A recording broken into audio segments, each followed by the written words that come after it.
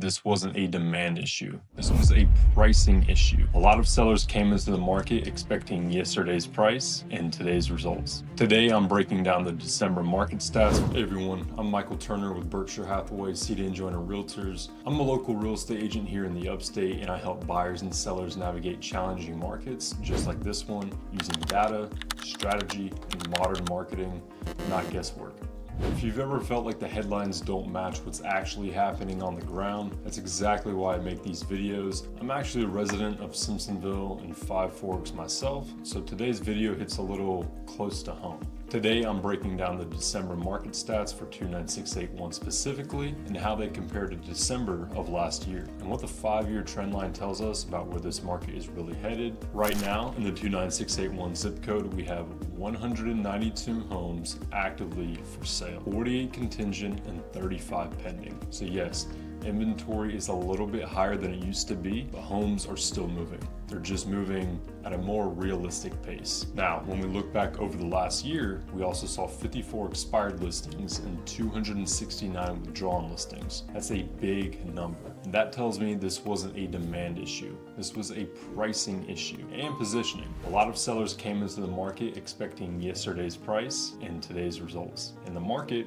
obviously corrected that. Median sales price. Let's start talking price. The median sales price in December came in at $412,500, which is down just under 1% compared to December of last year. That's not a crash, that's not distress, that's a flat market with a mild correction. And when I pull up the 5-year price graph right here, you'll notice something important. Prices didn't fall off a cliff, they surged, they leveled out, and that's what healthy markets do after rapid appreciation. And just so you know, if you ever want the same kind of breakdown for your neighborhood, I'm always happy to walk you through it. In December, we had 59 new listings, which is up over 20% year over year. That's a big increase for a month that's usually slow.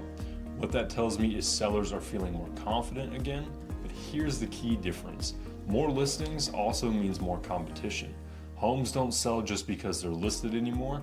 They sell because they're priced right, presented well, and positioned correctly from day one. Inventory and months of supply. The number of homes for sale in December was 178, which is up more than 40%. Months of supply now set at 2.6 months, also up significantly. Let me slow this part down for a second because this matters.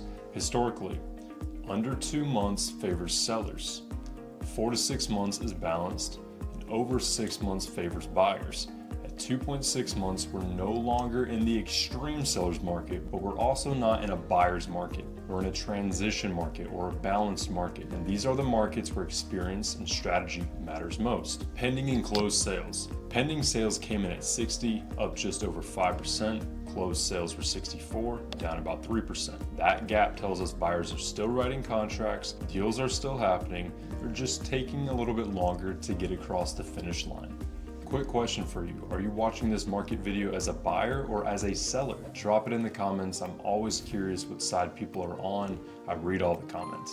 Days on market and timelines. Median days on market is now 22 days, up nearly 16%. And the median contract to close time is 34 days. Translation: homes are still selling, but the urgency has cooled. Buyers are thinking more, comparing more, negotiating more because they have more options. And honestly, that's not a bad thing. Showings and buyer behavior. This part is really telling. The median number of showings it takes for a home to go pending is now 9, up almost 30%. At the same time, the median showings per listing is down. What that tells me is buyers are seeing more homes before committing, but they're being more selective about what they even tour because they have more options. The right homes still sell, the wrong ones get overlooked. List to sales price. The median percent of list price received is 99.2%, down less than 0.5%. That's still strong, but negotiations are back. Not massive discounts, but credits, repairs, and rate buydowns. This is a market where skill matters most, and getting creative is important to differentiate yourself from your competition. The 5-year big picture. When you step back and look at the 5-year trend, this market is doing exactly what healthy markets do. Rapid growth, a pause, and a reset of expectations. Not a collapse, just normalization. Before you go, I want to offer you something completely free.